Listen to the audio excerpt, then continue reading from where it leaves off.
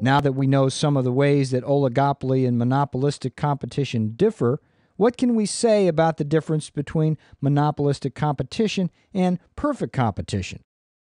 Monopolistic competition resembles perfect competition in three ways. There are numerous buyers and sellers, entry and exit are easy, and firms are price takers. The big difference, however, is that with monopolistic competition, there is product differentiation.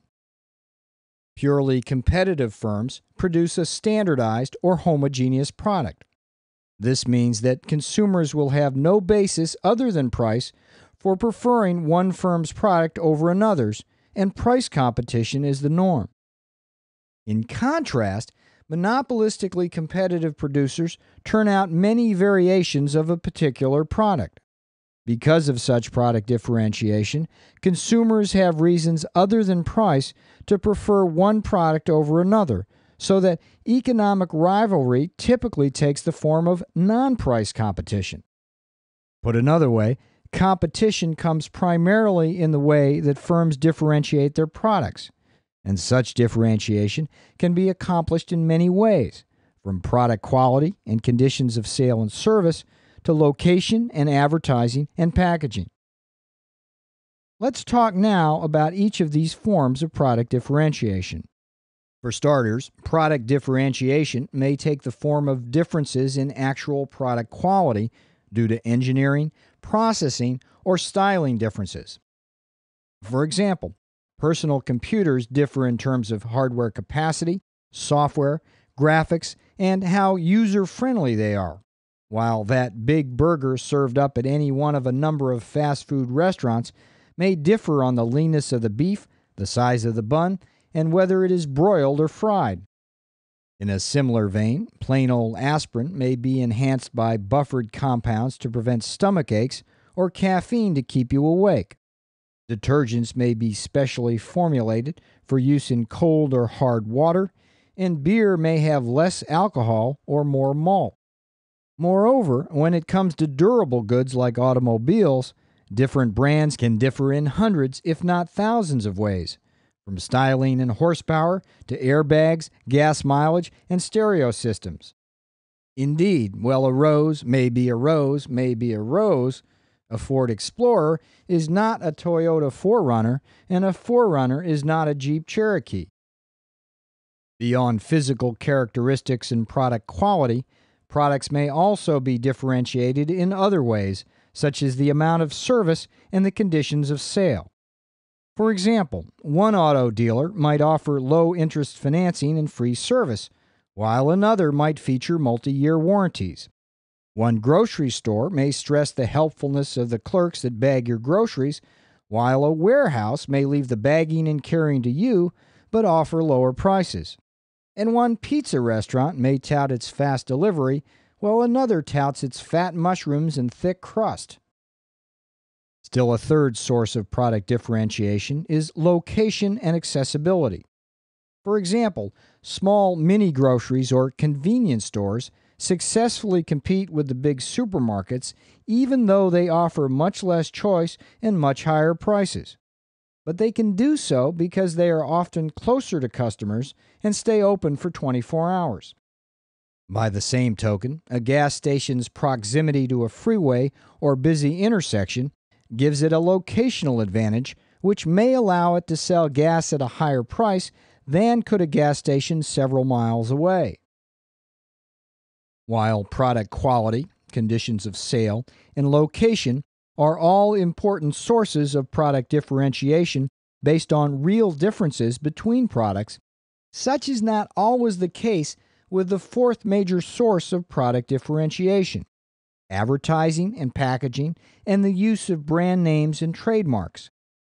For example, while there are many aspirin-type products, promotion and advertising may convince headache sufferers that Bayer or Anacin are superior and worth a higher price than a generic substitute. Similarly, a celebrity's name associated with jeans or perfume may enhance those products in the minds of buyers, while a tobacco or auto company that can successfully associate their product with greater sex appeal may get a leg up on its competitors. More broadly, from the economist's point of view, product differentiation in general and advertising in particular have two goals, as seen in this figure, which depicts the individual firm's demand curve in monopolistic competition. The first goal is to increase consumer demand and thereby shift the firm's demand curve outwards and increase the firm's market share. And as we shall soon see, by increasing its market share, a monopolistically competitive firm can also increase its profits. The second goal is to increase the inelasticity of the demand curve for its product. And one of the ways this goal can be achieved is by creating brand loyalty among consumers through advertising, thereby creating a stronger preference for the firm's product. Note also that this increased inelasticity increases the strategic opportunities of the firm. For starters, rather than being a price taker, the monopolistically competitive firm becomes a price maker, albeit with less flexibility than a pure monopolist. At the same time, because the firm can now react to changing market conditions by changing the traits of its product, it can also engage in non-price competition.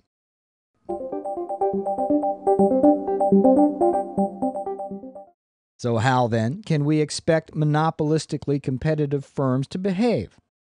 In answering this question, let's first rule out the prospect of any collusion among firms in the industry to fix prices. This is for two reasons. First, by definition, there is a very large number of firms in the industry, so collusion is very difficult. Second, even if the large number of firms in an industry were to successfully collude, they wouldn't be able to stop a flood of new firms from entering the market to take advantage of any collusive monopoly pricing. This is because, again by definition, with monopolistic competition, entry is easy. For these two reasons, monopolistic competition is sometimes called non-collusive oligopoly. And as we shall soon see, market conduct is very different in the presence versus the absence of collusion. In the case of non-collusive monopolistic oligopoly, here's what we can expect in terms of market conduct and market performance. In the short run, monopolistic competitors may well earn monopoly profits under certain circumstances. However, in long-run equilibrium, economic profits in the industry will be driven to zero, just as in perfect competition. Nonetheless, there is an important difference between perfect competition and monopolistic competition in the long run, and it is this. Under monopolistic competition, prices will be above marginal cost, indicating a deadweight efficiency loss. Let's illustrate the short and long-run implications of monopolistic competition for market performance with an example from the personal computer industry. Steve Jobs and Steve Wozniak started off in their garage making what turned out to be the Apple I computer, and they grew fabulously wealthy doing it. This figure illustrates the situation facing these entrepreneurs in the early years of the personal computer industry. At this time, there were numerous sellers, but lucrative profits were still to be had. So what's the price and quantity in this industry, and what are the economic profits? That's right. In the figure, the firm uses the profit-maximizing rule to set prices where marginal revenue equals marginal cost so as to maximize profits, and economic profits are equal to the gray box P1, P2, G, B. Note, however, that in this figure, with the lure of large economic profits, firms rapidly enter the industry. This causes the typical seller's original profitable DD curve to shift downward and leftward by the entry of new rivals, and price falls. At what point will entry cease? That's right. Entry will cease only when each seller has been forced into a long-run, no-profit tangency, such as at G prime. Now here's something even more interesting. Note that at this long-run equilibrium, price remains above marginal cost, and each producer is on the left-hand declining branch of its long-run average cost curve. What do you think that this means for market performance? What this means is that in the long run, monopolistic competition is neither allocatively or productively efficient. In particular, an underallocation of resources occurs in the industry because the product price exceeds marginal cost. At the same time, productive efficiency is not realized because production occurs at point G prime, where the average total cost exceeds the minimum attainable cost at point A.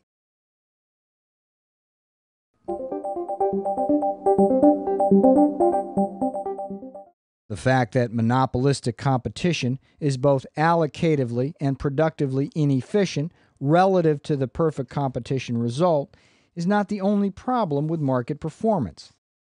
At least some economists argue that monopolistic competition leads to both excessive advertising and needless brand proliferation. This possibility follows directly from the fact that in the long run, economic profits are zero. Therefore, in order to improve upon this position, firms will engage in additional product differentiation and development and rely upon advertising to create real or perceived differences in their product with consumers. While it is true that these efforts will cost money, they also increase demand and demand inelasticity so that in some circumstances a firm can improve its profit position. Nonetheless, such market conduct is not always graded as a plus by economists. And to support this view, these economists usually have to point no further than the cereal aisle at their local supermarket, where a dizzying array of brands proliferate, from Apple Cinnamon Cheerios, Honey Nut Cheerios, and Whole Grain Cheerios to Count Chocula, Captain Crunch, and Frosted Flakes. And in fact, from a societal point of view, it is hard to argue that being able to choose over 50 different ways to eat sugared grain adds significantly to societal welfare.